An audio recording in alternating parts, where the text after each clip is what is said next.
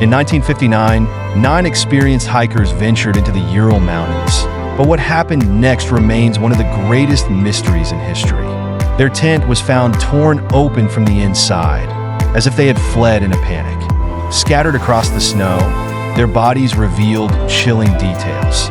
Some had inexplicable injuries, like fractured skulls and crushed chests, yet there were no signs of an external attack. Even more bizarre, traces of radiation were detected on their clothing. What could have caused such chaos? Was it an avalanche, a secret military test,